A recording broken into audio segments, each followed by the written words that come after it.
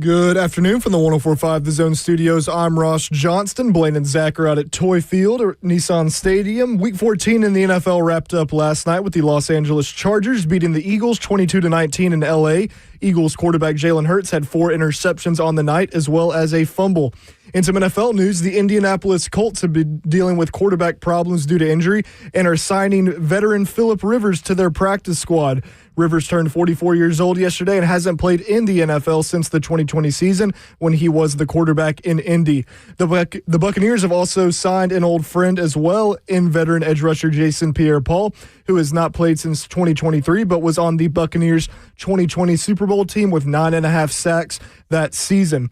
Lastly, the Heisman finalists have been released and are as follows: Indiana quarterback Fernando Mendoza, Notre Dame running back Jeremiah Love, Vanderbilt quarterback Diego Pavia, and Ohio State quarterback Julian Sayin. The winner will be announced in New York this Saturday night. For all your foundation repair, waterproofing needs, visit USSTN.com. Breaking news at once on your home for the Titans and Vols. This is 104.5 The Zone.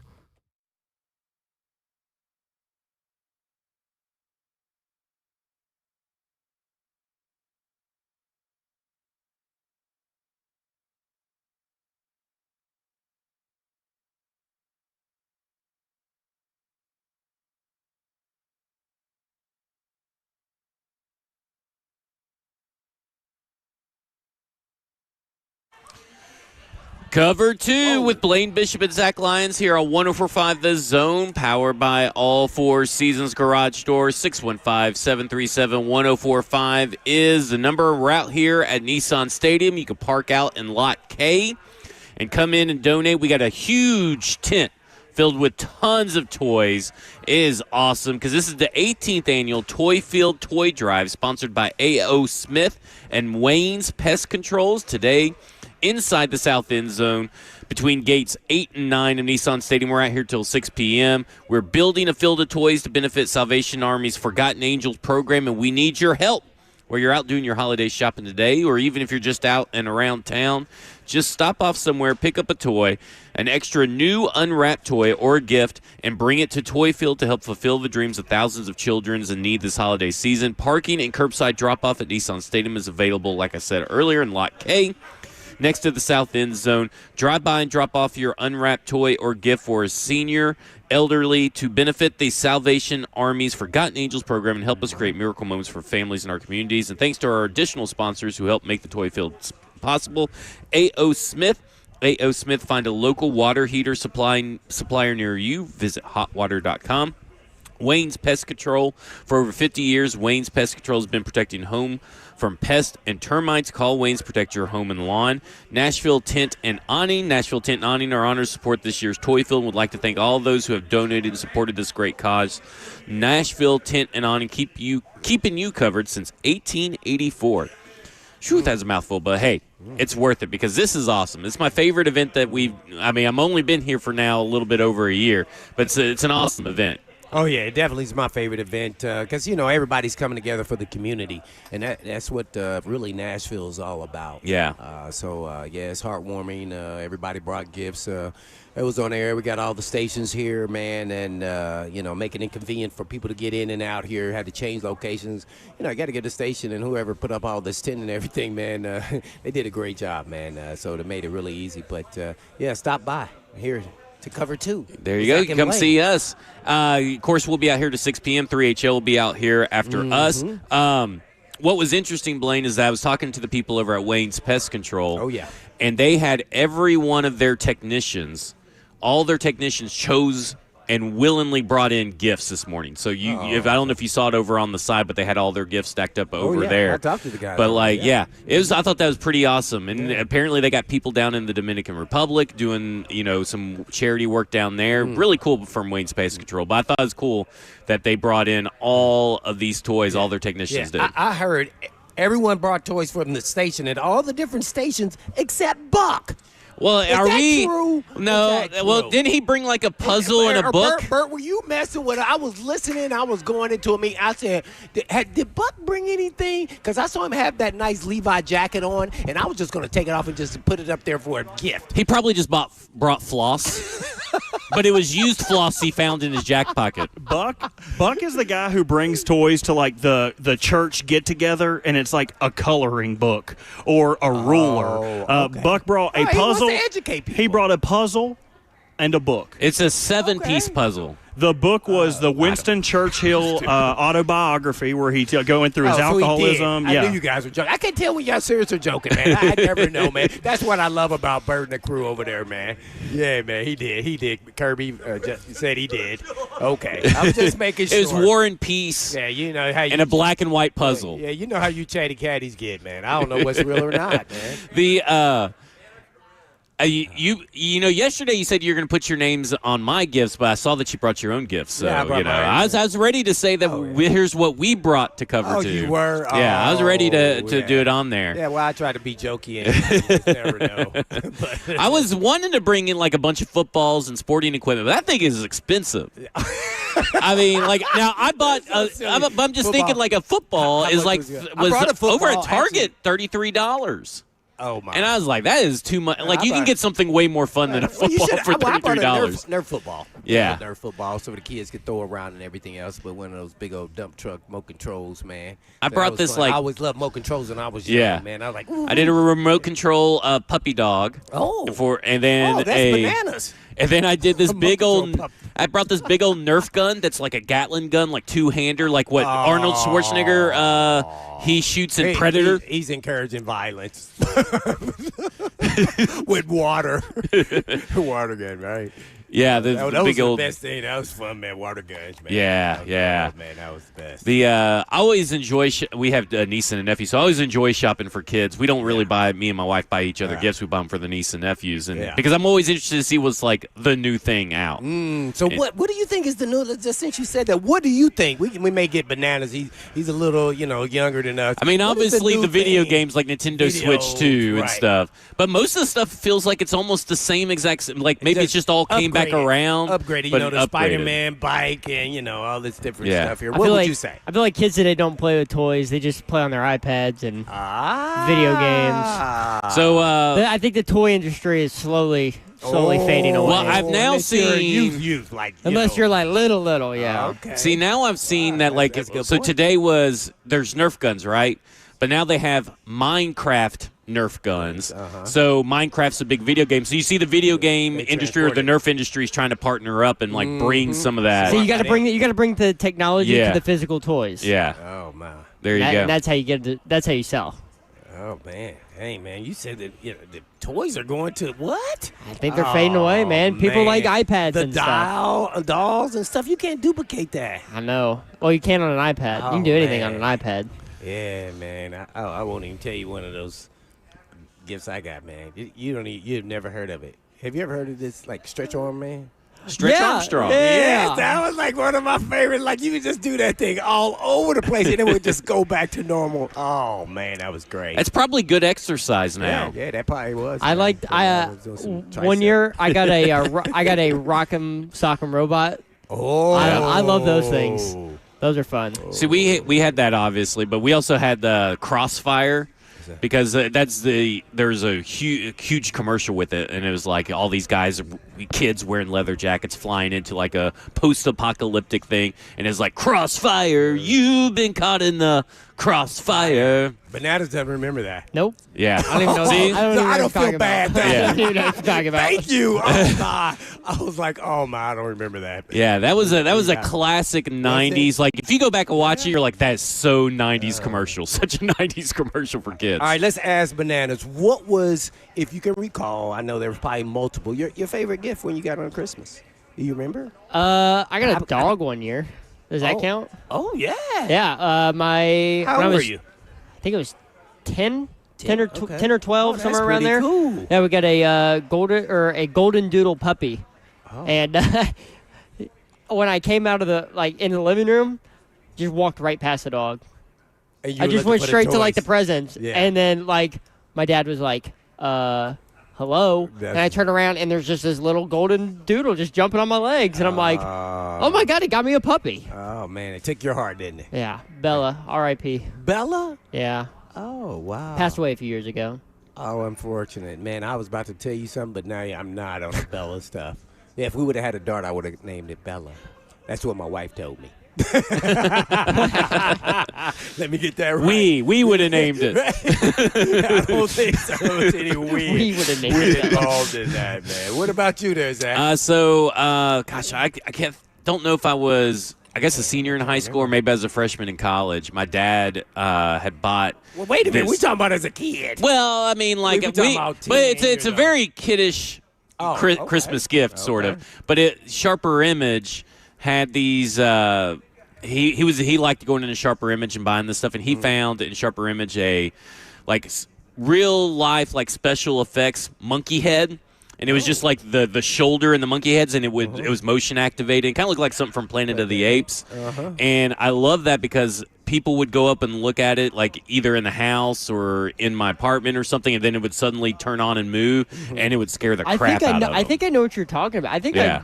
I think I've had one of those. Kid wise, I mean, of course, I grew up in the Nintendo age, so Sega Genesis, Nintendo 64 would have been the big one for me. Oh man, I can't think of I got an Evil Knievel bike, and I thought it would help me do all those damn freaking tricks and everything. I was horrible at all those tricks.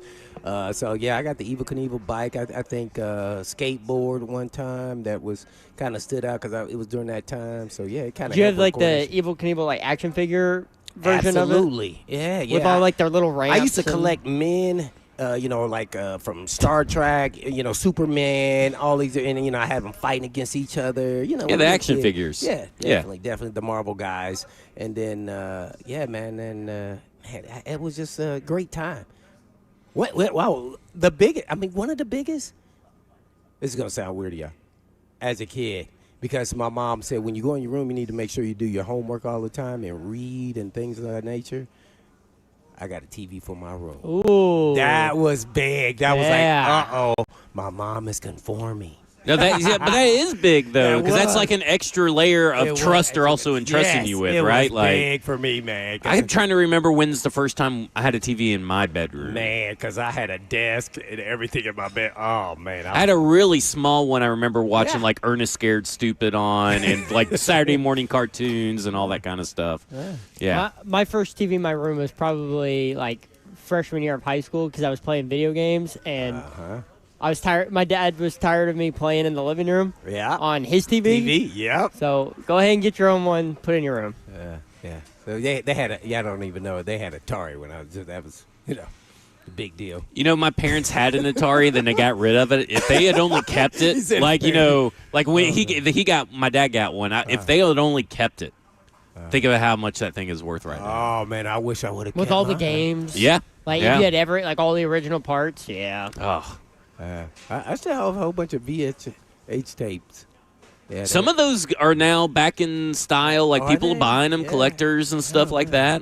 It's kind of crazy how everything just kinda comes back evolved, around. but better. Yeah. Yeah. But I mean, everybody's now wanting the vintage stuff, right? They're all wanting these VHS tapes, and people are looking for VSRs or VCRs and all that kind of stuff. It's just it's wild how it always comes back around. Man. A lot of people coming in. I bringing know a those lot toys, of man. gifts flowing in right now. I mean, it's taking a whole village to bring in all these gifts. Even Bert and Kirby were helping out bringing in gifts. Well, they didn't go back to help again. They just did it once, and now they're not going back out there. But listen, tons of gifts out here. We're out here till 6 p.m. It's the Toy Field out here at Nissan Stadium, South End Zone. Lot K is where you can park. You can also drop off your gifts as well. We'll help you unload it if you have a ton of them. So make sure you guys come out. And also 615-737-1045. If you guys want to call in and share us your favorite Christmas gift, we'll more than take that call. We've as got one well. right now, actually. Oh, we got one. Okay, well, you Yes. know what? That is my bad because I did not have our DMs up. No, like I said. don't worry. He just called, so I didn't send it yet. Okay, so let's. What's his name, Ross? And let's go to him. Tony, you're up. Guys, good morning. How are you guys doing today? Doing good, Tony. Good. Favorite 90s gift. Regular Nintendo 3-pack Super Mario Brothers Track and Field Duck Hunt with gun and power pad. Great Christmas. Great. Oh, the Christmas. power pad was a good one. I remember some of this stuff with my son. Yeah. Yeah, because the track and field, you'd have to step on it like before DDR. You know, Dance Dance Revolution. Oh, so you big on but that? But you had to run on the things. I didn't do. I'm not a dancer, but I did Born in the 82. track and field. You come across like you're a great dancer. No, I am not. There is no doubt about that. There is no rhythm. I'm a good slow dancer. Oh, yeah. Oh, yeah. That's me what too. matters. Yeah, me too. I can yeah. do the spin. That's about it. And that's Yeah. really all you need to do. Yeah. I was a slow dancer. I can't tell you the reasons why over here. Yeah. Well, yeah, but I remember the track and field like he's talking about. You know what I always wanted, but I never got? What? The Power Glove, the Nintendo Power Glove. There was a movie called The Wizard with Fred Savage back in the day, that. and they had the Power Glove, and you could do all that. Never got one. I asked for it a lot every year. Never got one. That's the one gift I never got. Oh, my. That I can still remember, at least. Yeah. All right, but we're out here at the Toy Field. When we come back, we're going to be talking about the Diego Pavia for Heisman, Phillip Rivers, Indianapolis Colts quarterback. After me joking about it yesterday, it came true. This is Cover 2 with Blaine Bishop and Zach Lyons out here on 104.5 The Zone.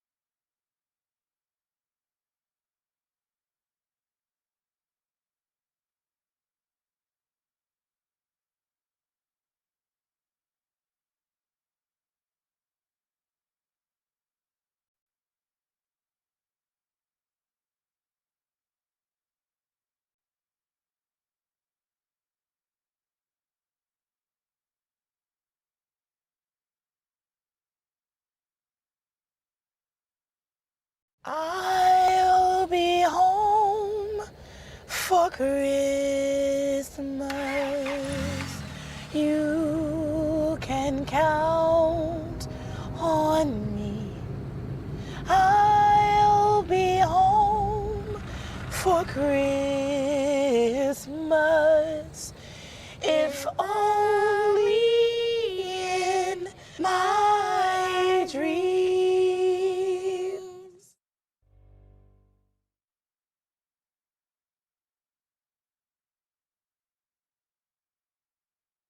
Let's face it, buying a vehicle should be straightforward and stress-free, and that's exactly how Two Rivers Ford has been doing business for decades.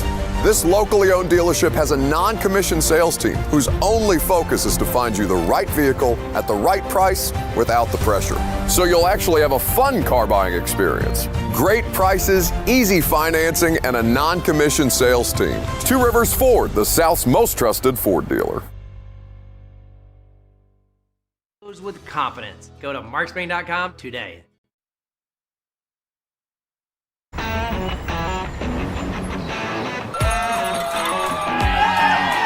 Smashville hockey. Around here, it can sound like a language of its own. But hey, if you can pronounce Demumbrian, then names like Yossi, Shea, and Marchessault will roll right off the tongue. Nashville Predators, only in Smashville. One of the largest sports books east of the Mississippi, Circa Sports Kentucky, is now open. Catch all your favorite games on an 80-foot screen with stadium-style seating and live VSiN broadcast daily. Circa Sports, now open at the Mint Gaming Hall, Kentucky Downs.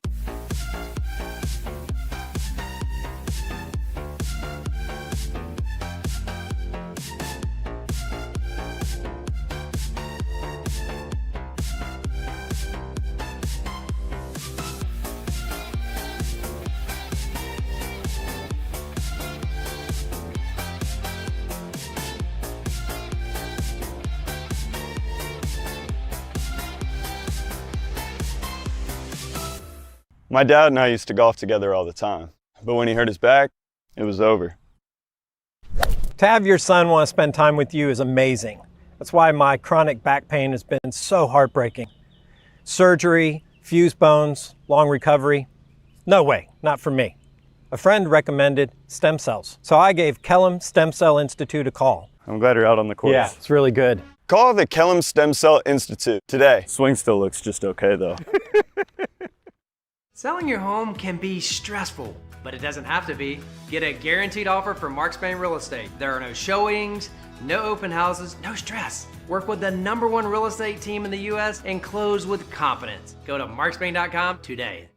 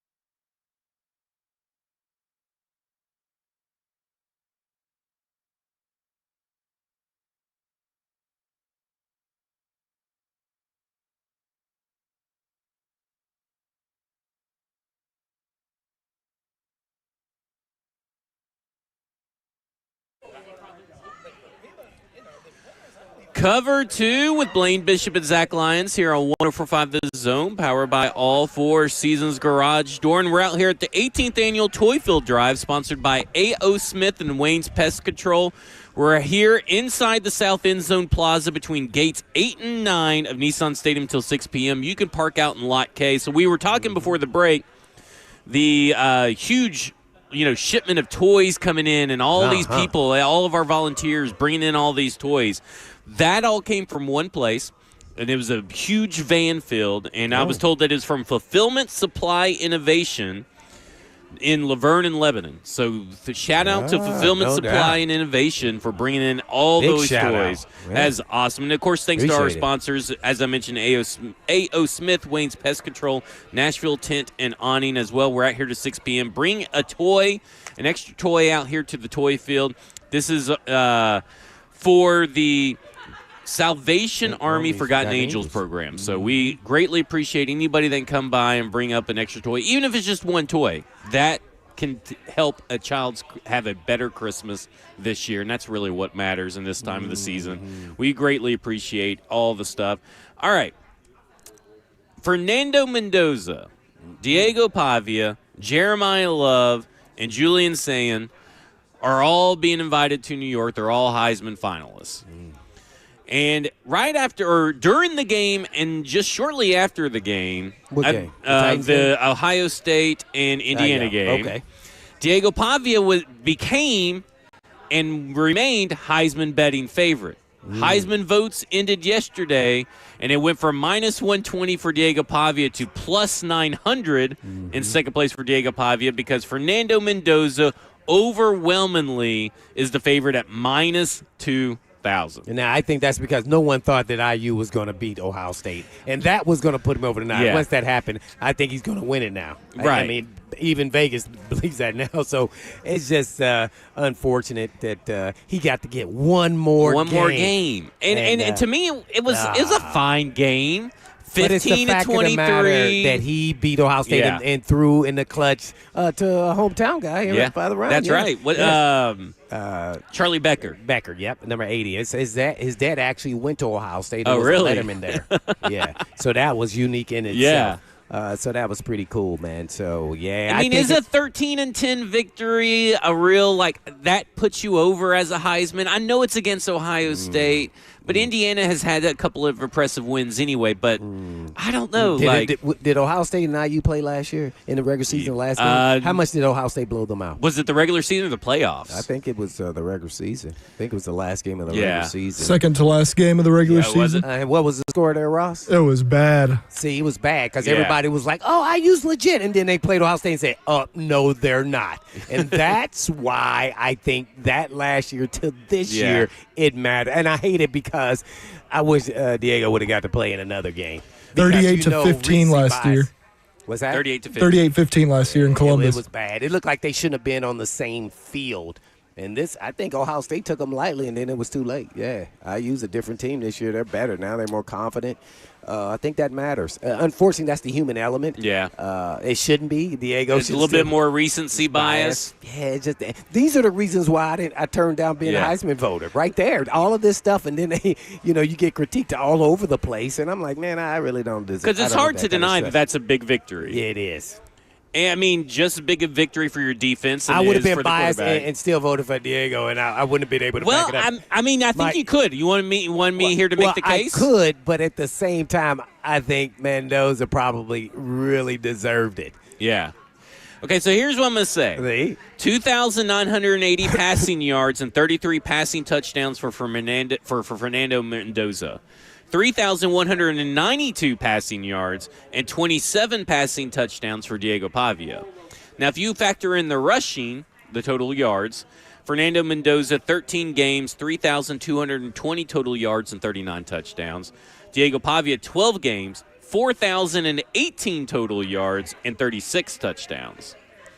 So, I mean, statistically, you could make the case for it, but I understand the impact that this game had. But I also think that, do we consider championships a part of the regular season? Like, if this is a regular season award, would that be a great question? Should this be before the vote? Should the vote shut off before championship weekend? I would say so, because it's about a regular season. Yeah, because now you're punishing a guy who had a 10-2 season at Vanderbilt. Mm-hmm. Undeniable. He has the better stats, and the more impact on his team. Because, I mean, to your point, I do agree, Fernando Mendoza is better than Curtis Rourke, but almost the outcomes are almost exactly the same. Like, sure, he beat Ohio State and got a Big Ten championship and all that kind of stuff. That's more impactful, but should that really count in the Heisman voting? But it because does. If Vandy was in the SEC championship game and maybe played them closer but still lost, would Diego Pavia be winning? Well, it depended on how he played. Yeah. And that's the structure of the whole system. I think there's questions that people bring about not only of the playoffs and then the structure of this and when they cut off voting, which was, after the game. That's I wish it was cut off before, because I think it was a no-brainer he was going to win it.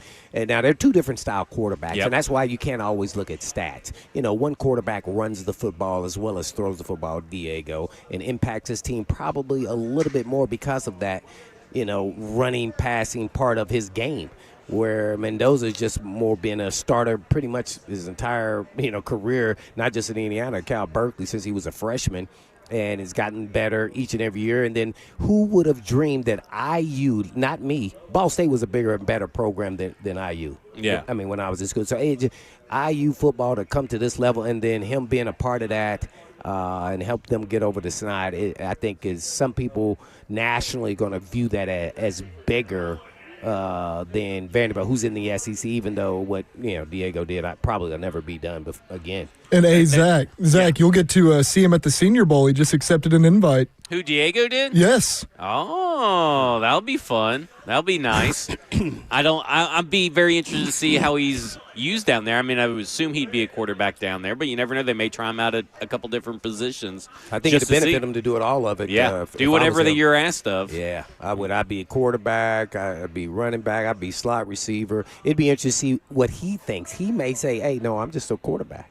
Yeah. You just don't know. I mean, because that kind of can get things out of whack. How much training is he going to do to be a running back? I think which will be a lot easier for him maybe than wide receiver, which now you got to become a polished route runner against DBs who are going to the National Football League. That's a tough task. So I've always questioned, like, what position could he actually play? Because those guys are kind of dangerous when they get into the league. Like, what is his role and where can he fit in? I think he's probably going to be, more in the 5th to 7th round type player that I think you roll the dice on and you'll find a way to play him. And it has to be one of those creative coaches, offensive coaches that will buy into that. So how do you view, and maybe it's too early to really ask this question, but how do you view Dylan Gabriel as a prospect and Diego Pavia as a prospect, and what differentiates them? Because they're similar sizes. The only reason I bring that up, similar size. Yeah, but their games are nothing alike. Yeah. Gabriel doesn't run the ball. So, I mean, like, does that help Diego Pavia that he can run the ball, do you think, or does that? Well, you guys are the experts at the Senior Bowl. Well, we'll have to see. I haven't seen him at the Senior Bowl yet. Well, I mean, their games is pretty clear. One is a pocket passer. That's why I was never big on Dylan Gabriel. I thought he was too small to be that kind of guy. To be a starter in the National Football League. That's why that Shedeur Sanders guy, I was like, what? This is totally, the scouts, it was something else. It wasn't because of the play. Why he was ahead of him of all things. That was the drawing line there for me. Like, something else is going on, whether it's in the meeting rooms, off the field, or whatever they thought. So I think that's why I think Diego is just so fascinating, because you don't know if he could be a true drop back passer and then would let his running game be a part of it. Can he be patient in the pocket? Will his game translate? He elevated from, New Mexico State and then to Vandy, and it seems like it didn't faze him at all. But one thing about the National Football League at quarterback is it's a lot more structure. As you see, Cam Ward and Shedeur and other players having issues of throwing on time in rhythm because the guy's not open, then going through your progression reads. I would say Diego's probably in the middle of that.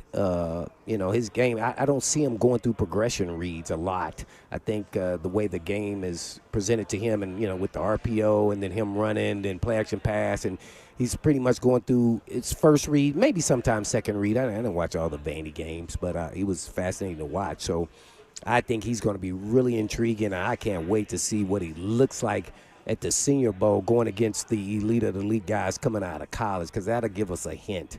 I just wonder, because he's shown that he can throw the ball even deep, even later in the season when he just start taking off with all these crazy numbers and passing yardage. You go, wow. But if you see him in person, I'll be interested to see what he measures at the combine. I don't know if he's 5'10". I know I think they list him at 5'11" or 5, somewhere around there, or maybe even 6 feet. I did not see that. I felt like I was taller than him. That's kind of like, I can't remember which is what even more amazing. But at the same time, well, it's also a hindrance, right? Because it can be, you got bigger offensive linemen that are probably going to be in front of you than what you're used to. That means also bigger defensive linemen on the other side of it all. But it's also, everybody's bigger, faster, stronger. I know he's playing against the SEC, but everybody's bigger, faster, stronger, and then you worry about the frame, the size. Now, I mean, he's taken a lot of hits, a lot of punishment already. Then you add this in. It's just like, how does it all work? Like, it's great. I have no idea. So intriguing. I'm not interested in like his frame. I think his frame is fine, but his size is definitely a question. At the quarterback spot, there's been a couple guys, Doug Flutie, that are in this height range, but he's much more built, thicker. Where he can take some pounding. I think the other part I think it's just not going to work in the National Football League when I look at him is some of the crazy throws he makes when he's like getting twisted around throwing. I was just thinking that in my head. And then he throws it and completes it. Yeah. Like, that's going to be very rare in the National Football League that something like that will happen in a good way. I mean, kind of look at just a Cam Ward doing that stiff Cam arm. Ward, Cam Ward went watch him as Shador and some other quarterbacks. You can't say, man, that's that little flip thing like what Levis was doing, and that's not going to last in the National Football League, because once you get away with it one time, that's not to say you can't do it. Yeah. But then you're going to think you'll be able to do that, and then that will it'll cause problems on your team because you're going to turn the ball over. So the league is so different with the guys being so much bigger and faster, as you talked about. Man, I just don't know, and I want to be a fan of him because he's done some remarkable things at Vandy, and I want to see him have success. So it's going to take a special team, and really, if to be highly rated, like in the top 4 rounds, I would say. Man, it's got to be a team that's buying all in on that style of offense. Right. So I don't know who's like that in the league. Because one thing people are going to learn, running the football in the National Football League quarterback is how long will you last? Even the great runners of Vic, Lamar Jackson, they're going to start having issues at some point. Some it takes longer than others, depending on how much you're really getting hit, not just running, but how much you're getting hit. And so it just doesn't work because the guys are so fast and strong, and they're trying to take your head off. Look at RG3, right? And then you can even look at modern day Washington with Jaden Daniels is having a bunch of issues as well, which was a big concern. And like last year, you're kind of thinking like, okay, well maybe he can handle it because they ran a lot with him, and then this year it just all piled up on him, and some of it's been even when he's been in the pocket, not necessarily running, but all those hits very true. add up. And I think that's the thing that everybody's got to remember. It's the tread on the tire, right? Like you just put all these miles on your car, and you keep getting hit. Like he's been getting hit, and a runner, Jaden Daniels and RG3, all through college. And you got to remember, Jaden Daniels been at college for a long time. I remember he got hit bad against Alabama, I think it was, when they fell on him and hit him around the chest and pounced on him. Really, the guy fell on him. I think it was Barmore or somebody like that. I can't remember when it was. But, I thought, wow, man, he's going to get up. And when he got up from that, I couldn't believe it because they had to stop the game and come in and check him and everything. And then he came back in the game. I was like, oh, my God, this guy's tough as nails. Yeah. It's gonna be fun when the evaluation starts because Mendoza will probably be number 1. And then who you guys got on the ranking now is number 2? I probably got Dante Moore or Ty Simpson just like right there. I haven't watched enough Dante Moore, but so I would say I'd have Ty Simpson ahead of him because I've seen more Ty Simpson. So what's his style, Moore? Who, Dante Moore? Because he's like 6'2", he's like 3? a bigger version of Dylan Gabriel to me, but what I'm saying, he's bigger. Like he's very cerebral. I always thought no matter what you could say about Dylan Gabriel's size and arm strength and everything, he was at least cerebral enough to be able to complete passes. I think Dante Moore is like a better version of that because he's tall. He's obviously bigger, but he's also better arm.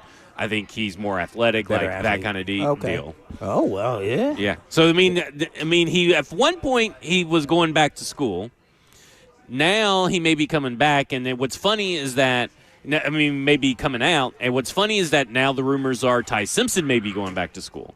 Right. Remember, I asked Ross this yesterday, Ross. Yeah. You said he has no more eligibility. That's what he told me, and I'm like, that's not – I don't think that's right. Y'all were the ones that said that. No, Zach you said that. Nope. said it. I will Ross, pull it up from the tape. You said it. Nope. You said that. And so, because I thought the same thing, and then everybody's telling me, the producers were all telling me that he's out of eligibility. I'm like, I don't think he is. Not this producer. But okay. But anyway, Okay. The speaking of being hit and being a quarterback, so I forgot to bring this up yesterday. But what about when Tavondre Sweat landed on Shedeur Sanders? After he hit him, after Shedeur Sanders threw a pass, but Tavondre Sweat landed right on him. I don't know if you saw the replay of it, but, man, all body weight of Tavondre Sweat on Shedeur Sanders. I don't think there would be a more painful hit in that game to have to land on the hard ground and have Tavondre Sweat land on top of you as well. Ooh, that was one of those plays I was going, woohoo, they didn't call a penalty. Because, I thought you were supposed to call a penalty when you land full body weight on a guy. Well, okay, I'm going to say this. He had an opportunity to make it even worse, and he slyly just said, bop, and then I'm gonna get off of him. Yeah. You know, and But that's a lot of bop. Yeah, I know. I'm saying, like, he didn't do it all like I'm gonna drive him into the ground. Right. That's what he didn't do, and that's Yeah. why I think he got away with And that. that's It maybe was a almost borderline call. Is it almost worse that he just kind of like body, belly flopped on you? Yes. Than just like because you'd You have can wrap your him arms up and around trying him. to drive him into the ground, and that's when most of the guys get hurt. Yeah. Not just the actual hit, Right. it's the drive. Because guess what? That ground is not given. Especially that game. Frozen. Sweat. Oh my gosh, I would not wish that on anybody. That would have killed some quarterbacks. I feel like they would have been. I don't know how Shadur Sanders got right up. I'm like, man, that guy's tough. Yeah, Tough he as was nails. talking smack the whole time, and him Yeah. and Jeff were going back and forth throughout the game, man. So that was interesting to watch on TV. Yeah. But yeah, that was funny. I'm funny you saw that because Yeah. they did play the replay. I was like, oh, Well, man. we saw it because when the play was live, you see it happen, but it goes off screen because they're following the ball, and we're like, I at first I'm going, well, he's got a flag. I was so happy we got away with And it. then he you see him, he just like body belly flops. What do you want on me him. to do? I can't wrap him up. I Yeah. can't go anywhere. Yeah. You look at me, I ain't going nowhere. Gravity's those got calls, you feel like the Titans always get called for, and Right. we got away with one. Kind of like the call on Woods, Like it's a borderline call. Right, because Woods hit him with his shoulder. I Right. guarantee you he won't get fined. Yeah. Because that no. was a bad call. No, yeah. That was he hit him with the shoulder. I kept looking like, what, did any of his helmet touch him? Yeah. Touch his head? It didn't. I mean, I was like, ooh, that penalty, that was bad. Yeah. We don't get any breaks there. Come on. All right. We are out here at the Toy Field out at Nissan Stadium, South End Zone Plaza between gates 8 and 9. We're out here till 6 p.m. You can park in Lot K, or you can just pull up to the gate and we'll help you unload. But make sure to bring some gifts out to some toys to benefit the Salvation Army Forgotten Angels program. This is Cover 2. Blaine Bishop and Zach Lyons here on 104.5 The Zone. Marcel.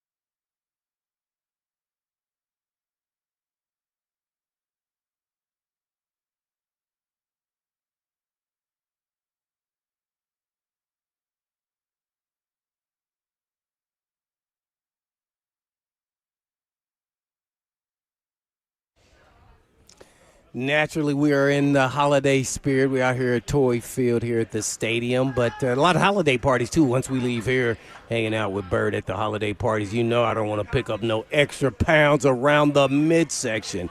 And the approach to weight loss at Edge Peptide Hormone Therapy is a little bit different.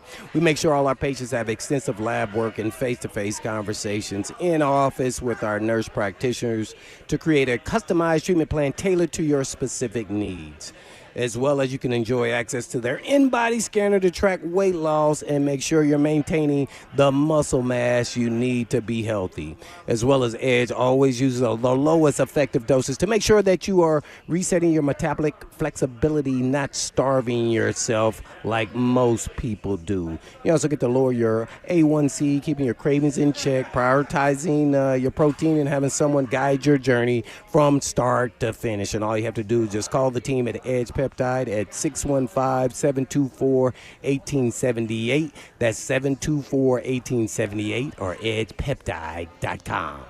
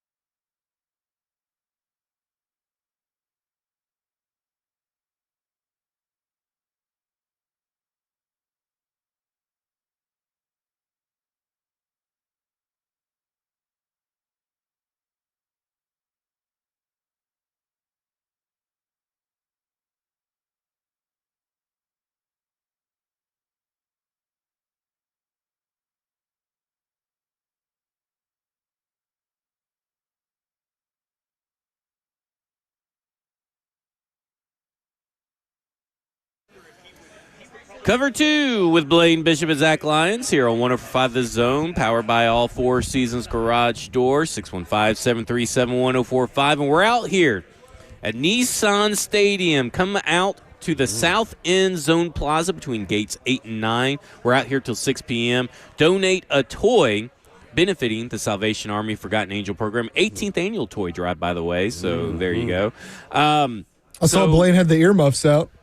Yeah, it's a little cold. Yeah. We got all the heaters are off now. Yeah, it's not bad now. So here's what they did, just so you know. All the heaters were on when I got here, and then as we were inching closer to Cover 2 being on the air, all the heaters got turned off. Oh, well, it's not bad out here. It's just the weather's not bad, especially when they got the tent and then they have the wind. They got the stuff here.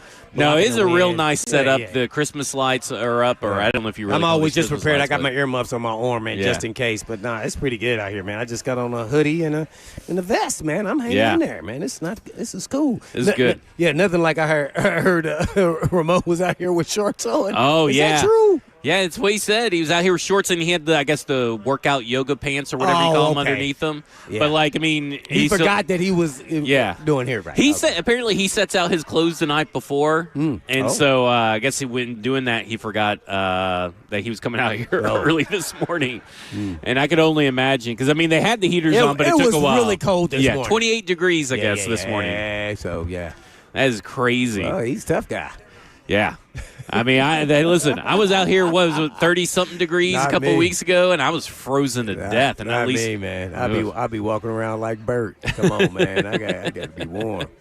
All right, Phillip Rivers is an Indianapolis Colt yet again. It's been 1,081 days since he appeared in an NFL game back in 2020. Wow. Was the last time that he played in an NFL game. Crazy. That is 44 years old. Now, listen, if he is signed to the active roster. If he's just signed to the active, because he's on the practice squad. If he's signed to the active roster, do we figure out if call-ups matter? So he did sign on the practice squad. He's on the practice squad. Okay. So do we know if call-ups matter for what I'm about to say at the Hall of Fame?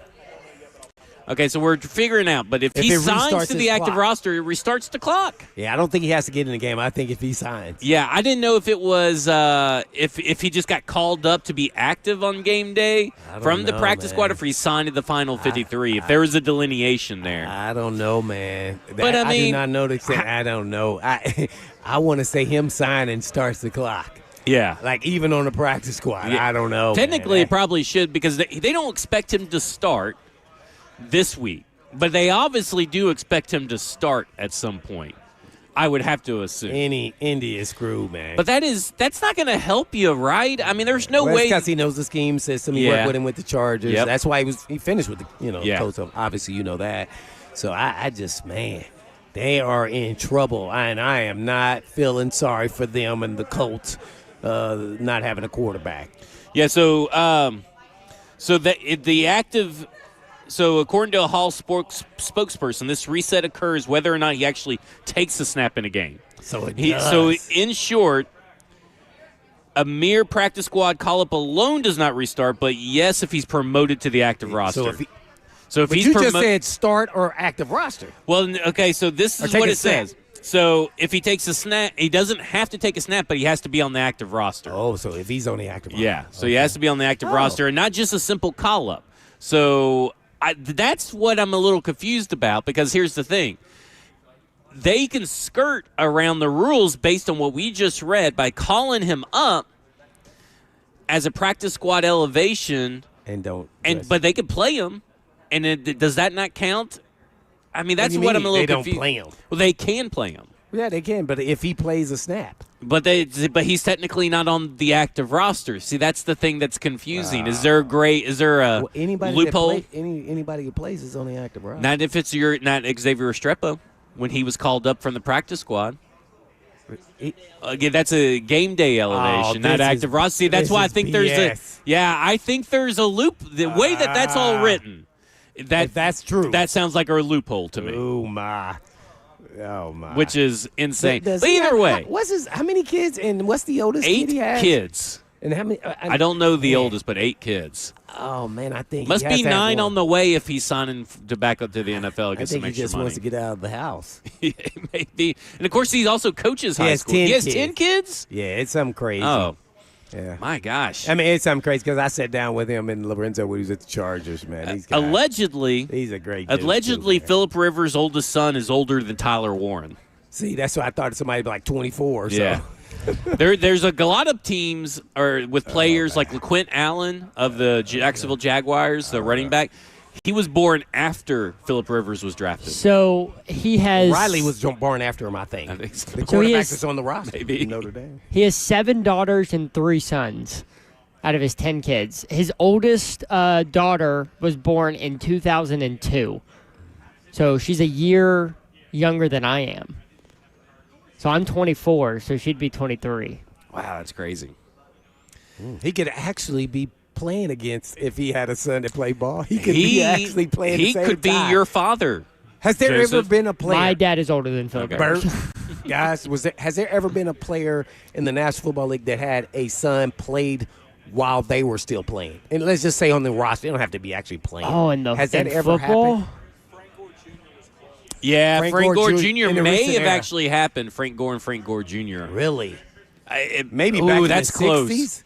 That's I don't close. know, man. Yeah. I've never heard of that, but it just made me kind of think of that because that's kind of hard to do. Yes. So. Have we seen LeBron and his Bron? I Yeah. mean, like this is like, man, the NFL, really?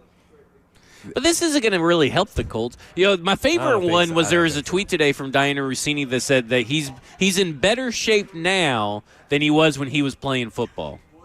Do you believe that at No. all? He's been out of football since 2020. And he wasn't in the greatest of shape anyway for a quarterback. He was fine. So what he been But, doing, like, Bell and Hay or something? he's been Farm or coaching something? football. Right, he's a high school coach. Yeah, he's a high school coach. Maybe he's been working out with the high schools, at the high school. But Only that seems like a lot of PR right there. I'm not buying it, man. You out of the league that long. That's tough, right? Is there no other quarter? I know there's familiarity with the system, like you just said about him and Shane Steichen I think they go there. at Los Angeles at the Chargers, but like, there's nobody else you could have thought of in your Rolodex other than Phillip Rivers?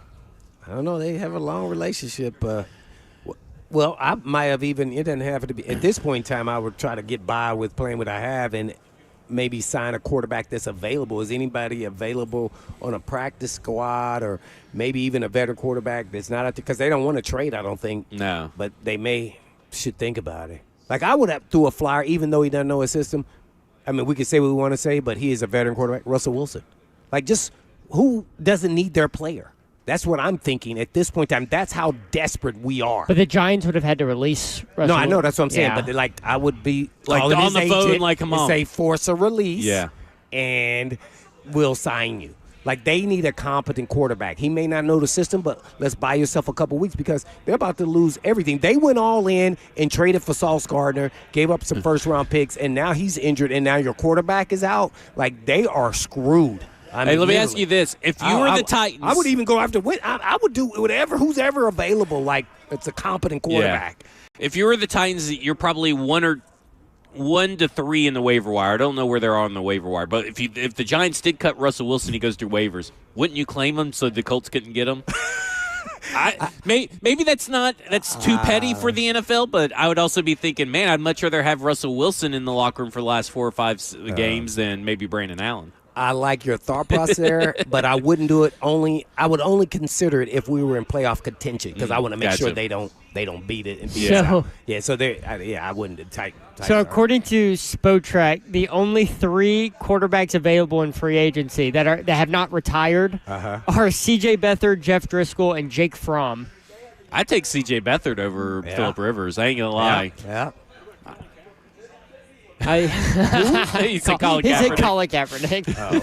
He is available. Yeah. But I would take C.J. Beathard over Phillip Rivers. That's a hometown guy from BGA. The amount of people that are very excited and fascinated to watch Phillip Rivers play, I'm like, I don't know. Are they excited and fascinated for the train wreck? I think it's more because of like, I don't think you should be expecting very good football. They want to see that beautiful throwing motion he has, that shot put. Well, I think they really want to see his I'm with arm you, Ross. explode as soon as he throws a football for the first time in the feels like. NFL. Well, I think you're just intrigued to see a guy sit out 5 years in the National Football League, and then at 44, can he be just a solid average starting quarterback? Like you just the odds are against him. He's 4 years older And than also, this offense is kind of built around a quarterback with legs that can move around. This is going to be And very interesting. And like, you know who Well, they last year they had Flacco, so Yeah, it that's can true. be. Yeah, it can competent be. without. like just think about who they face this week. That's why I said they got a tough schedule. Seattle. That's a hard-hitting football team. Yeah, they get after. I don't know if I am 44-year-old Phillip Rivers want to go in there and get hit by Nick Emmanwori. Well, watch this, Bananas, as you will learn that everyone has a price.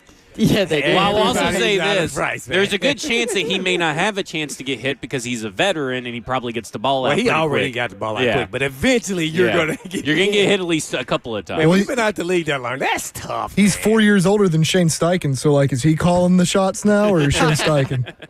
Dang, that's just crazy to hear. I'm fascinated by it. I think that's what's more intriguing. Yeah. Because somebody 44, who's close to his age. It was Tom Brady played a year after into 45. Okay. He's only 1 year younger than the current owner of the Indianapolis Colts, Carly Ursay-Gordon. You're She's so 45. He's 44. silly. You're so silly. All right, coming up next, we're going to talk about Cam Ward, leadership, and what it means for the Tennessee Titans. This is Cover 2 with Blaine Bishop and Zach Lyons, broadcasting live from Nissan Stadium, South End Zone Plaza, for our 18th annual Toy Field Drive, benefiting the Salvation Army Forgotten Angel program. We're out here to 6 p.m., bring a toy, and this is 104.5 The Zone.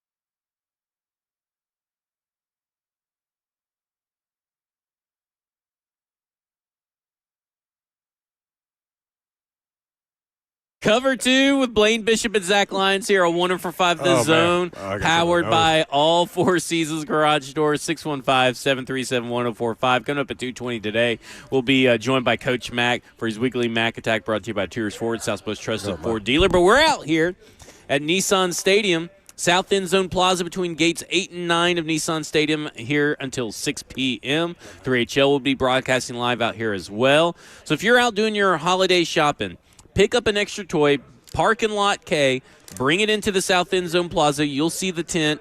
You'll see the giant stuffed teddy bear. You'll see Jackson in his bright orange shirt over there as well. For the 18th annual Toy-Filled Toy Drive, sponsored by A.O. Smith and Wayne's Pest Control, benefiting the Salvation Army Forgotten Angel program. Special thanks to our partners, of course, A.O. Smith. A.O. Smith, find a local water heater supplier near you. Visit hotwater.com. Wayne's Pest Control, for over 50 years. Wayne's Pest Control has been protecting homes from pests and termites. Call Wayne's to protect your home and lawn. And Nashville Tent and Awning. Nashville Tent and Awning are honored to support this year's Toy Film. Would like to thank all of those who have donated and supported this great cause. Nashville Tent and Awning, keeping you covered since 1884. Just real quick to wrap up our Phillip Rivers discussion here. Oh, man. Phillip Rivers is older than 12 current NFL head coaches, Blaine. No. He's older than Kellen Moore, Mike McDonald, Ben Johnson, Sean McVay, Liam Cohen, Kevin O'Connell, Shane Steichen, his head coach, D'Amico Ryans, Zach Taylor, Mike McDaniel, Jonathan Gannon, and Kevin Stefanski. He's older than all those guys. Some of those I would have been very surprised about. Like, I would have figured Kevin Stefanski's older than him. Yeah. But I guess I forget. I think Cleveland has just aged Kevin Stefanski. I forget that he was very young when he first got the job. Stress can do that to you. Yeah. But, maybe this leads him to being a head coach or OC. Yeah. I'm trying to think about what he's thinking here in this process. He understands how hard it is to play quarterback, Hall of Fame type quarterback. So himself, what can he accomplish even though he knows the offense? Does he have a shot of, like, not making enough mistakes that he doesn't, hurt the team? And that's really what they're looking for out of the quarterback right now. And who knows the offense, obviously. Right. So, I'll be interested in that, just intrigued by if he can accomplish that. And then if he doesn't, maybe this leads him into being an OC or a head coach somewhere. Let alone, the coach is one of the teams. I mean, he's been coaching down in high school anyway. Maybe just raises your profile just a little bit. As long as you don't look like crap. You don't want to get out there and look like crap. Do you recall what he looked like at the end there? It wasn't very good. It was a little bit, it was a little bit worse than like the Ben Roethlisberger years. You remember it was very evident Aaron Rodgers, you see it in moments. Mm-hmm. That maybe age is catching up to him, but then he'll go on and have a really great game. He looks really good. That's what happens Ben Roethlisberger when you age. Yeah. You can't recreate that game in and game out over and over. You'll see flashes. Yeah. Ben Roethlisberger was like consistently bad, and the Pittsburgh Steelers kind of, I guess, turned a blind eye to him aging. I'm going to ask you something real quick since you bring up the Steelers. How much do you think Tomlin is part of them drafting the quarterback? Because you talked about Roethlisberger at the end. Everybody knew he was at the end. It was like 2 years there. Yeah. And they never had a plan to replace him. They had plenty of time. And then now over these last 2-3 seasons, the same thing has happened, and he's gone in a route. And I want to just say him. So is it the scouting department and the GM who's making that decision on the quarterback? Or is it Tomlin? You would think he would have a say-so, but I don't want to make assumptions that he is, because you can't go through a 5-year window where you never had a quarterback plan. If maybe he was only there for 3 years of Ben Roethlisberger, I would say that maybe he didn't have much say, but he'd been there for forever. You would think that he would have to have say. Yeah. And I remember the Kenny Pickett draft, whereas Kenny Pickett, Malik Willis, a lot of people thought they were going to take Malik Willis. But he was out there for every dinner. Remember, they even took pictures, which I thought was really weird. They took pictures with Malik Willis and posting it up and all that kind of stuff, which is very, very rare and weird. That's what I'm saying. Maybe he didn't have say-so. Maybe he actually did like Malik Willis, and they went in a different direction. And maybe that's true. It's just, to me, I don't know much about what's going on in Pittsburgh to really be able to have a opinion based on fact, but I look at his tenure there, you have to think that he has at least a good chunk of say, but that doesn't necessarily mean just because you say something, someone acts on what you say, because there is a GM there. and all that kind of stuff. And ultimately, the GM gets to make the decision, right? I mean, that's how it's pretty much done in the NFL, but it is Mike Tomlin, right? Like, do we think that Mike Vrabel isn't running the ship up in New England? And we know there's Elliott Wolf is there, and now maybe he's empowered Ryan Cowden to speak on his behalf, but who do we think's making the decisions up there versus – and I look at someone like Mike Tomlin, who's earned just as much respect, if not more, to at least have that kind of say because of how his teams have performed year over year. But this quarterback thing, to your point, whether it's Mike Tomlin, the owner, or the GM, someone had a massive blind spot to not realize what was going on right in front of their eyes. Steelers, right? I mean, they bought themselves times with Roethlisberger there at the end. So, yeah, I just wonder, like, man, I don't know. We're making an assumption, even though Tomlin's career speaks for itself, that it seems like he had maybe some input with free agents. We won't know the answer until he's draft. gone. Right. Dang.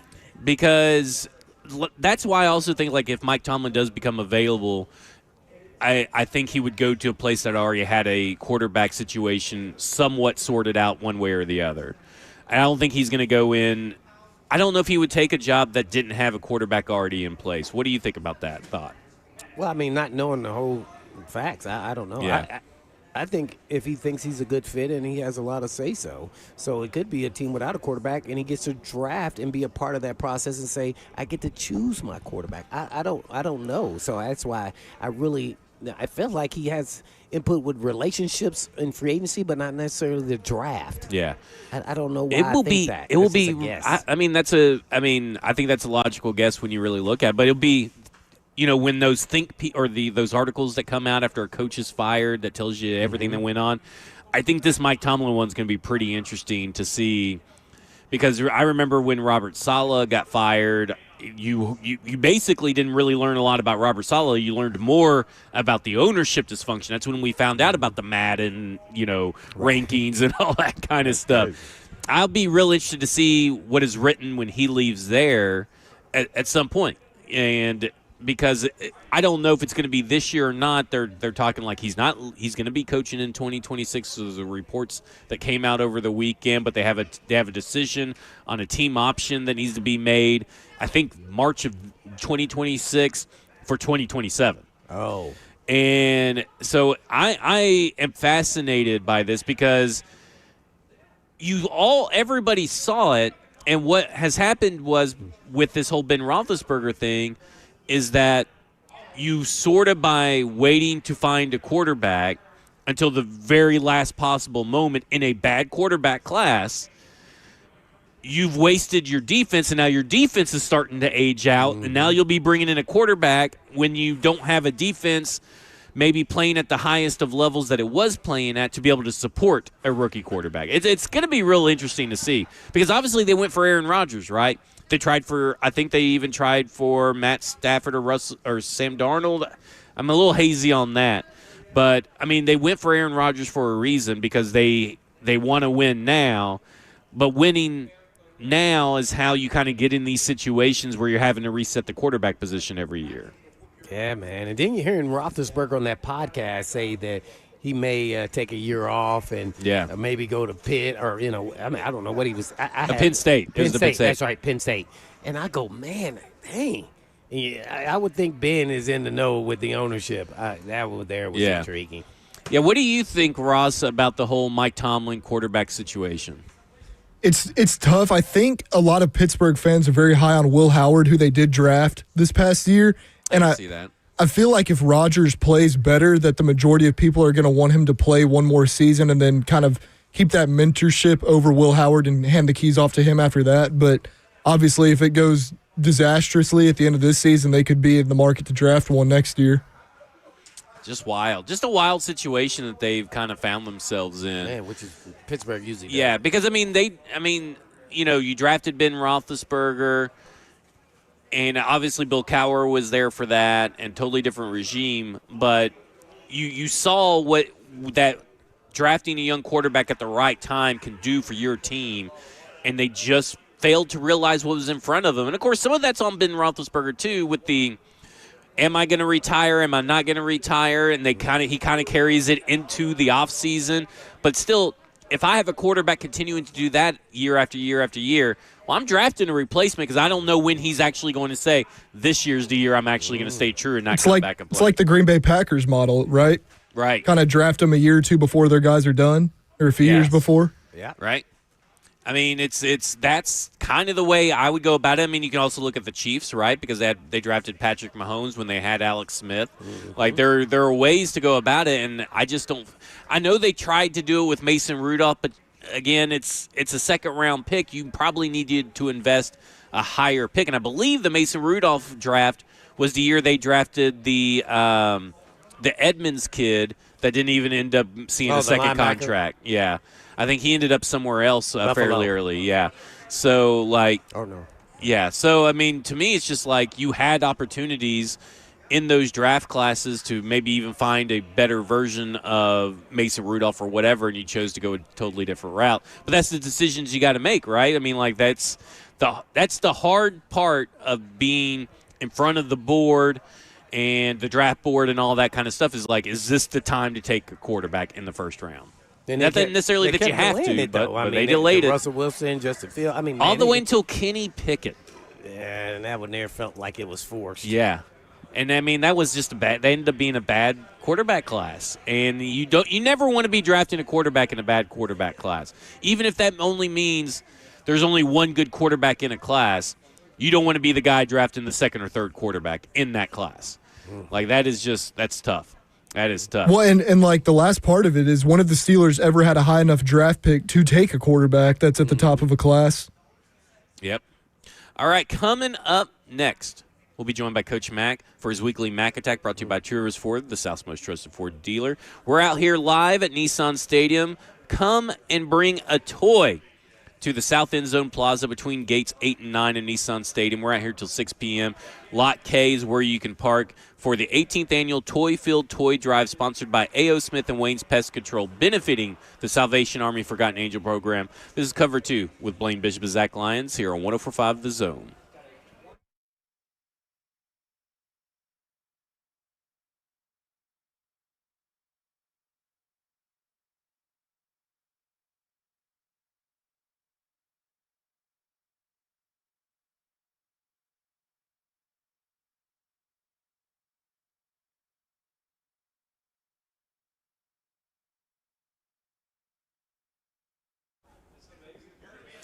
There are a lot of things Americans split on 50-50 in politics. Working from home versus the office, coffee versus tea. But there's one thing we all agree on. Hey, it's Blaine Bishop here. And that is taking your car in for repairs can be complicated. And your repair is only as good as the person under the hood. So most of the problems in fixing your vehicle is knowledge issue, not someone trying to rip you off. You know that's true? Well, a lot of techs are not properly trained, so they end up guessing what to do, and that causes delays in getting your vehicle back or repeat visits for the same issue. Yes, that goes on all the time for me, and for around a quarter century, Eurofix has done things differently. Every visit starts with a free 15-minute no-rent inspection, so you know what's going on before they even start work on your vehicle. Naturally, and at Eurofix, they pay their technicians more than any other company does to attract the best and the brightest talent around.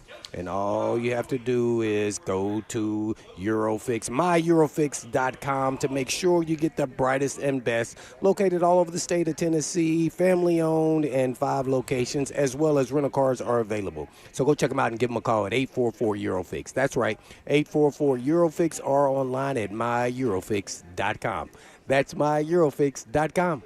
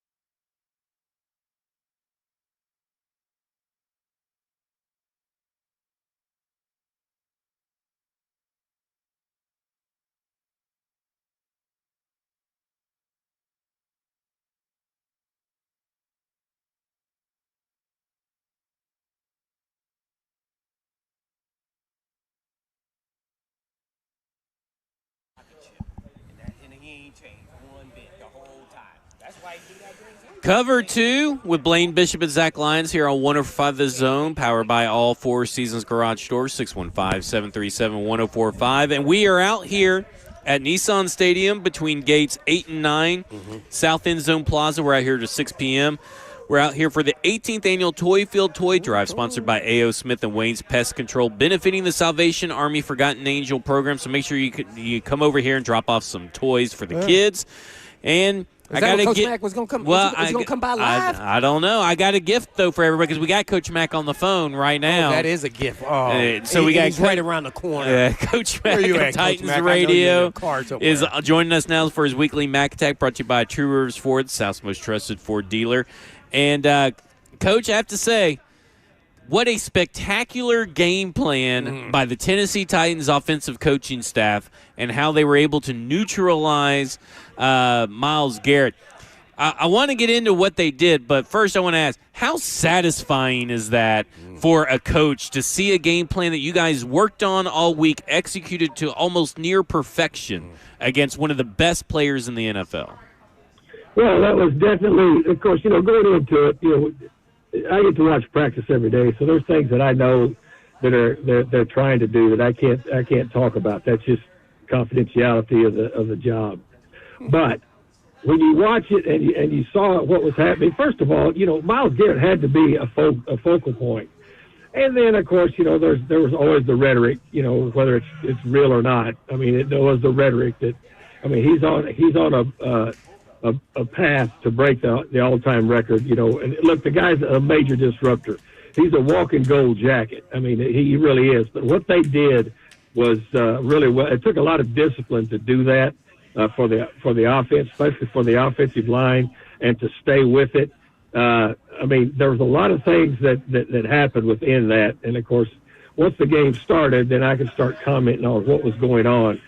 But at the same time, it surprised me a little bit of what the Browns did. I knew they would move him around some, but they really moved him from the edge to edge. I never saw him over the inside a whole lot, except the one sack that he did get was on a game on the inside. But overall, it was a really, really good game plan.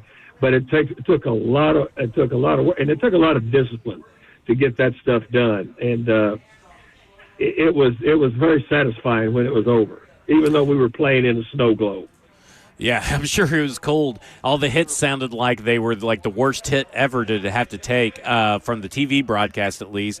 So let me ask you this, Coach Mack. They got the run game going. What did you see them do that made the run game so effective so early this time? Well, the thing that happened was, first of all, you got to talk about what the defense was doing. And, the defensive front, they play a wide nine defense. And so when you do that, I coached that. I coached in a wide nine defense. And so you have to be able, the linebackers have to be able to fit up perfectly because you are giving your front, full license to take off on the snap and play the pass. And the wider that they get out of there, the thing that they did very well was the OTs and the pulls.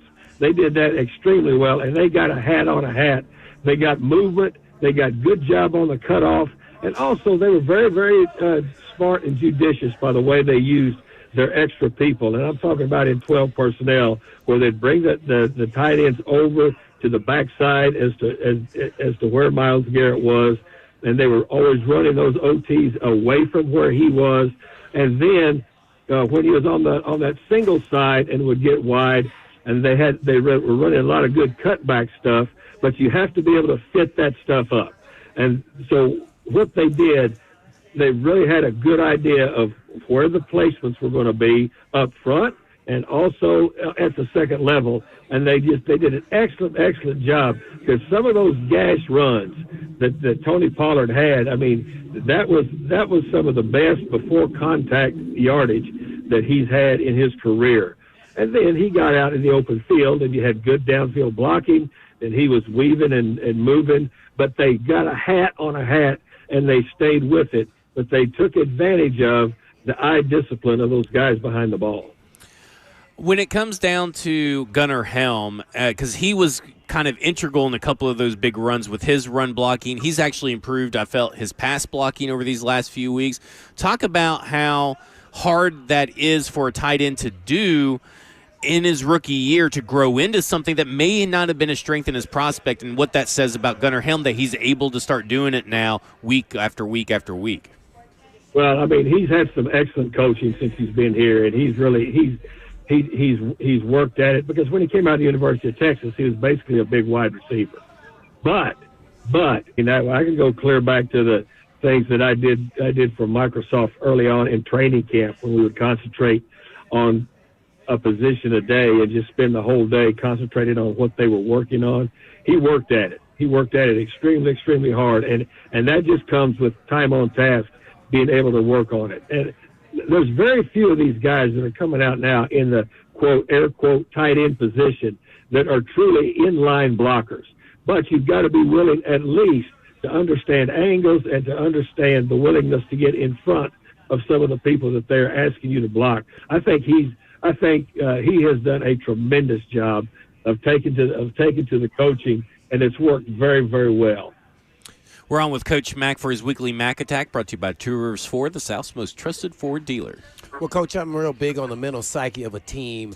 Naturally, everybody talks about the players, but how much relief did the actually coaching staff? Take us through how that feels when you have a rough season, you're not having wins, and everybody's putting in, a lot of work, and just things aren't working out in the game, and then you finally see it and you win a game. Kind of take us through what coaches go through that process of finally getting the relief of winning a game. Well, I mean, the payoff, the only payoff really, if you want to be honest, if you're in this business, and, I've been in this professional business in this league for 39 years. Look, everybody's going to make money. If you make it to this level, you're going to make money. If you're good enough to get hired in this league as a coach or a player, you're going to make money.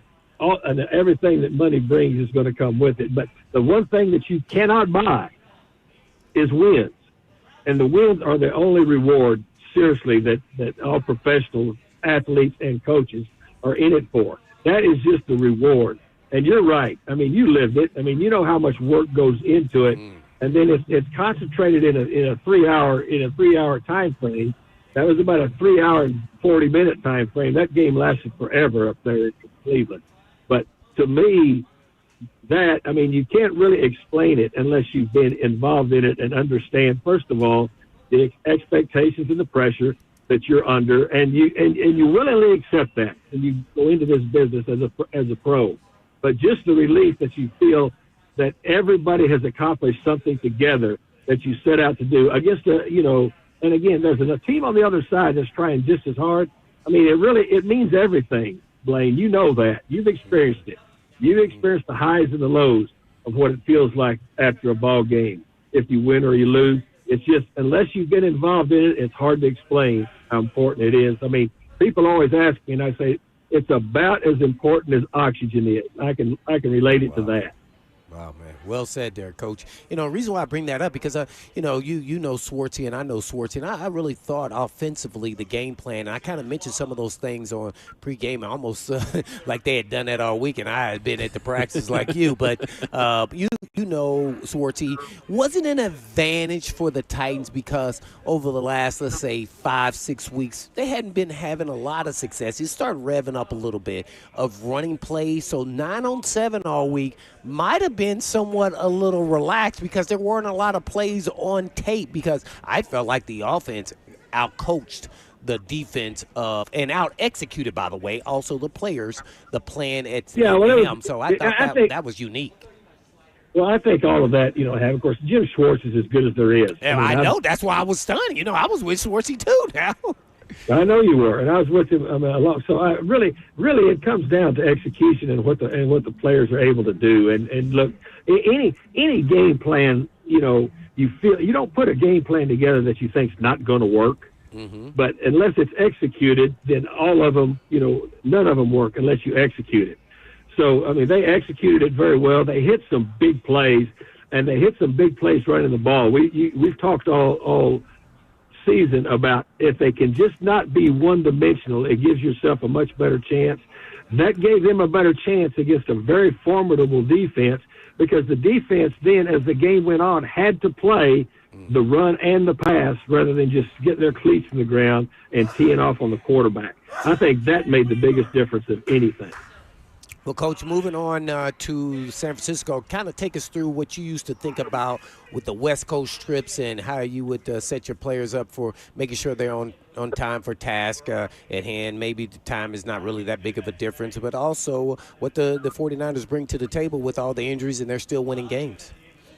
Yeah, well, look, as soon as I start watching that tape, it takes me back to the original. I was a defensive coach at the Bears against the original West Coast, when that offense. Bill Walsh and the 49ers were going on, which is where that came from, with Mike Shanahan and cleared to Kyle Shanahan and the whole Shanahan tree. That offense is looks very simple, but it's very, very intricate. And the thing that has to happen there, you talk about having to be disciplined. When we first started going against that when I was with the Bears with a phenomenal defense, we still had to be very, very disciplined because of the nuances that you play with that. I see that immediately. That's why if you look at the stats, look at what Christian McCaffrey is doing, both running and catching the football. I mean, the numbers are really big. So you've got to be very, very disciplined and understand. And also in that offense, there are a lot of stacking calls. And by stacking calls, I mean one play is really setting up the other, from different looks and motions. This game, even more than physically for the defense, it really taxes you mentally to stay on top of it, because it presents a lot of things that you have to be spot on really, really quick. And it flashed me back to the preparation for Bill Walsh and that group, and it's pretty intricate. What would you say looks different or the same with Brock Purdy, I guess, lastly for me? And, he's kind of come back from an injury, and then he's kind of been up and down, throwing picks all over the place. It just seems like he's not in rhythm as a quarterback. What did you see when you see Brock Purdy based off of you've watched him over the past years? Well, I think he's a perfect system quarterback for that system. I mean, really, and again, I keep going back to my experiences. I mean, Joe Montana, when you played Montana, you understood that he wasn't going to superbly athlete you with anything, but his ability to operate that offense was superb. That's why Purdy is still their quarterback of choice out there, because he can operate that offense. He understands that offense. That offense, for a quarterback, you need to be a distributor of the ball. A distributor of the ball, and you need to be a guy that can really play within the rhythm of the offense and have good patience. That's what I've always seen with him. There we have it. Coach Mack giving us the Mack attack. Coach, the San Francisco 49ers offense has kind of gone through a little bit of an overhaul. Obviously, Christian McCaffrey is still there, and George Kittle is still there, but, I mean, no Deebo Samuel. He went to Washington. Brandon Ayuk, he's been injured. I mean, talk about how they've been able to overcome not having those two guys and having to rely on guys like Ricky Pearsall and Juwan Jennings and guys that haven't been top of their crop at certain points of their career. Well, that's the beauty of that offense. I mean, I watched Mike Shanahan do the same thing. When I defended him not only at San Francisco, but defended him when he was at Denver. If they've got guys that understand the way the system works, so then they can do a lot of different things. And to me, they're dedicated to that system, and that is something that's very, very important. Kyle Shanahan clearly knows the ins and the outs of that. That's how he was raised. They're dedicated to that system, and by being dedicated to that system, regardless of the people that they insert for it, they're not going to vary a whole lot away from their basic principles with that offense. They're just not. So defensively, how would you attack this San Francisco offense? Because you're obviously attacking. I mean, you obviously got to pay attention to Christian McCaffrey and everything because they use him in so many different ways. But how would you attack this scheme to maybe disrupt and be able to take advantage of maybe getting some stops and all that? Just what I say, you've got to be able to be disciplined with what's going on. You got to understand, first of all, what they're trying to do, how they're trying to do it out of different personnel groups, how different motions, relate back to the same play. You've got to understand all that, but you've got to be extremely, extremely disciplined against this offense. That's something that has never changed. That's why I go all the way back to the Bill Walsh part of it. I mean, you can't be out of step and out of sync defensively because the fits are so important, because they're going to be very precise in the way that they block it up, fit it up, the way they insert people at different places to create other gaps. You've got to be very disciplined defensively. That's how you start. When it comes to these younger players that played on defense over the weekend, I mean, Kevin Winston Jr., Marcus Harris, both making plays all over the field. What have you seen from them as rookies that have you very impressed with their game so far? Well, look, all of the rookies. You look at who was making plays in that ball game up there in Cleveland. It's a rookie team. Now, look, Jeffrey Simmons is going over and above. He had guys really playing really well in that ball game together. But we know that the number of rookies that are on this team that are having to be able to contribute immediately, and I can't say enough for them. I mean, they're learning on the job, and it's hard to learn on any job when you're actually doing it. But in the National Football League, just double hard how that is, because things are moving very, very fast. I think those guys. I will say this: I think all of those guys that you've named have grown up a lot during this season for a lot of reasons. All right, that was Coach Mack for his weekly Mack Attack, brought to you by Two Rivers Ford, South's most trusted Ford dealer. Enjoy the Bay Area this coming Sunday. Yeah, well, I enjoy it if we go up there and are able to win another ball game. That's what I enjoy. I'm glad you guys are doing that. That's a great event every year out there that you're doing, and that Field of Toys is awesome. Keep it up, guys. Hey, we appreciate it. Thank you, Coach Mack. All right, that was Coach Mack, brought to you by Two Rivers Ford, the South's most trusted Ford dealer. And as he just said, talking about that event, it's the 18th Annual Toy Field Toy Drive, sponsored by A.O. Smith and Wayne's Pest Control. Right now till 6 p.m. inside the South End Zone, Plaza between gates 8 and 9 of the Nissan Stadium. We're out here till 6 p.m. Parking lot K, bring some toys. Toys keep flying in. I saw a $130 Lego set come through here. I It saw was the of bucket Simba. Bucket full. Yeah, it was Simba.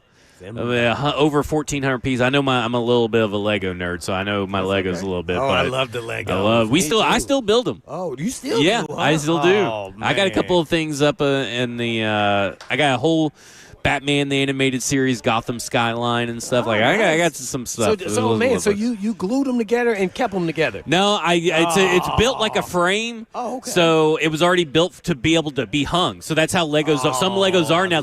I haven't hung it yet. I'm too scared. It's just on the back up against the wall. When you get home and get time and relax with the wife, I mean, your girl and everything. So, hey, sit down, take a picture of it, and post it, man. I think I got one. I'll show it to you. Oh, okay, I think cool. so. Yeah. All right, coming up next, we're going to talk about some of these peculiar Pro Bowl votes that some Tennessee Titans are getting. It reminds me of when Jaquan Jackson was getting Pro Bowl votes. This is Cover 2 with Blaine Bishop and Zach Lyons here on 104.5 The Zone. He's a good player.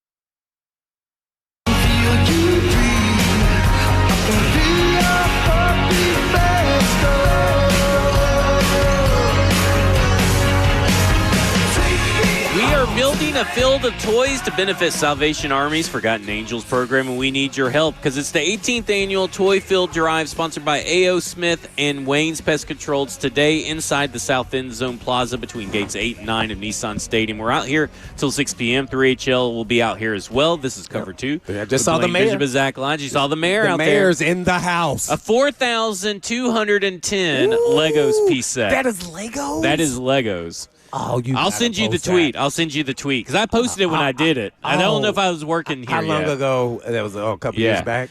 Yeah. Oh man, I'm gonna repost that. There That you looks go. sweet. That these are Legos. Put it all out there. Oh yeah, I when mean you- it's when you post insane. It. I'll send people it. would maybe like, oh, he just posted a pic. No, these are Legos. Legos. Oh, Legos. That's pretty cool. So speaking of Legos, pick you up a Lego set. Pick you up any kind of toy and bring it down here for Nissan Stadium Parking Lot K. Come bring it in. You got till 6 p.m. to do that.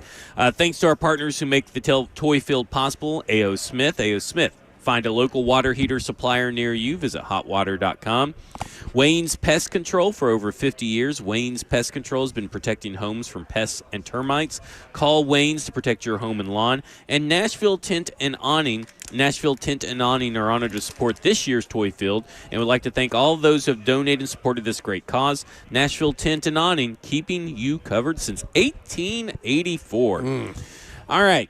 Ford Titans are in the top 10 of fan voting for the Pro Bowl so far. Okay. So the results, the updated results came out last night. So there's voting still open, but the updated results came out last night.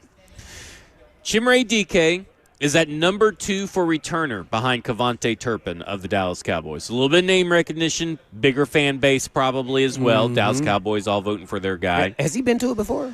I think he went last year, if I'm not That's mistaken. an edge, He too. may even been an All-Pro, too, last year, if I'm not mistaken. He's pretty good.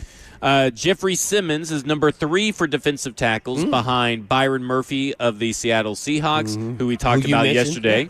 And then Zach Allen of the Denver Broncos is ahead of him as well. Now, Jeffrey Simmons has more sacks than both those guys. And that's usually, I think, how you're ranked in the Pro Bowl voting is based by who has the highest amount of a certain stat. So some people are bypassing Jeffrey Simmons, who'd probably be number 1 on that sheet.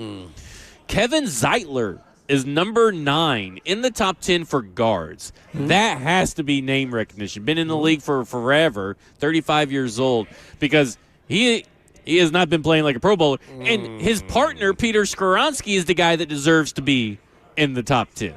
He's not in the top 10. And he's not in the top 10. Oh, wow. So Tennessee Titans fans got some explaining to do. You got to get some Peter Skoronski votes up, Mike. Yeah, Come on, people. I would say so. I mean, that's kind of crazy. You're letting Kevin Zeitler creep in over Peter Skoronski. Got to get Peter Skoronski some votes. Maybe they have sympathy votes there. Maybe. He's going to retire. So. I don't know, man, about that Zeitler there, man. Yeah.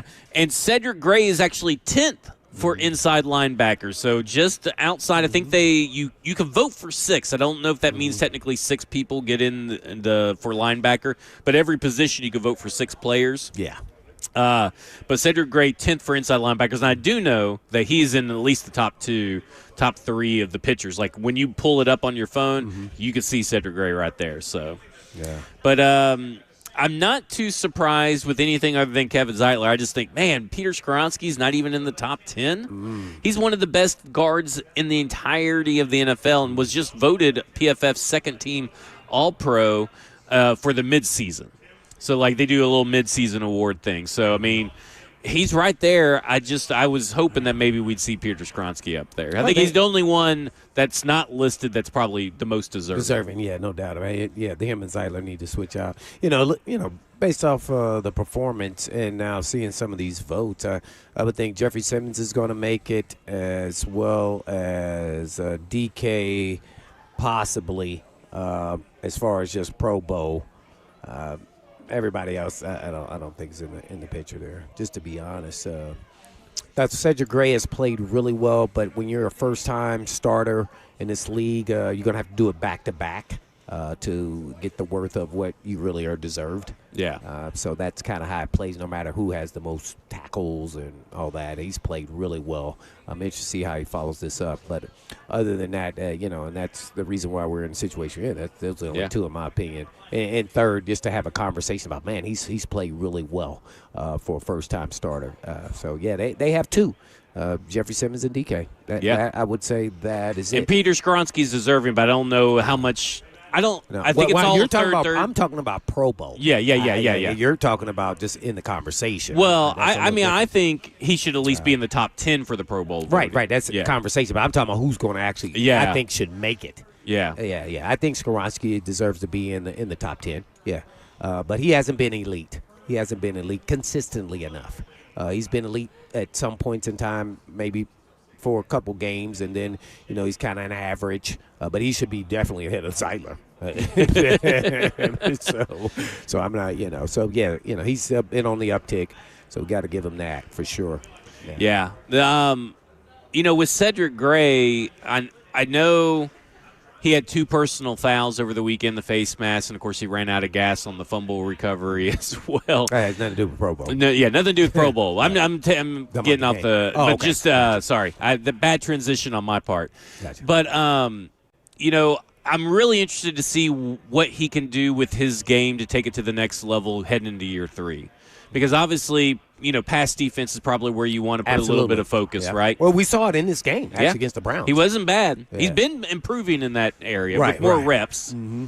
But in some critical moments, I thought they went to the inside and had him matched up, and it showed there. Unfortunately, Yeah. and so they got him. Yeah, and Harold Fanning Jr., you talked about it. You loved him. Athletic out. freak, and he was on full display. And I knew he probably would be because sometimes the way that these offenses are constructed, yes, when they use a tight end to create space, and you got one like Harold Fanning Jr., it's just he's going to eat. Njoku right? is a good tight end. What is his name? Njoku. Njoku. Yeah, he's a good tight end, and he's like disappeared because of Fanning. He had the touchdown right, and then he got injured and hurt or whatever. Because it looked like he hit hard too. Oh yeah, that ground's so unforgiving. Everything looks so painful. I felt bad. I was like, oh, that hurt. But yeah, I will say that. Fanning Jr. is always probably in those kinds of situations against particular defenses. He's going to be a matchup problem for years to come. Why can't he's just a rookie? Why can't our 85 be as good as 44? I don't know. He was getting open, but he wasn't getting targeted. He made the one hand back shoulder cowl. And Fanning's been doing it consistently, and I think that's Week been in and Chick's week out. problem is that he hasn't been able to do it consistently. But there's a reason why Fanning was drafted in the second round, was considered a borderline first-round prospect, yes, and he Chick was in day 3. Yeah, he was right there with Loveland, and Fanning was up there. The kid from Miami as well. Yep, they were right there, right under those first 2 guys. So yeah. Yeah, they have a good draft class, so I'm just happy we got away with a win, though. And that's all that matters. Hey, good luck on your draft class. They didn't win you the game. All right, that will do it for us. Of course, we're out here at Nissan Stadium. 3HL's up next. Come donate a toy. We're out here to 6 p.m. You can park in Lot K, South End Zone Plaza between gates 8 and 9. This is the 18th annual Toy Field Toy Drive, sponsored by A.O. Smith and Wayne's Pest Control, benefiting the Salvation Army Forgotten Angel program. This has been Cover 2 with Blaine Bishop and Zach Lyons here on 104.5 The Zone. And in the meantime, and in between time, peace. Gator Mike!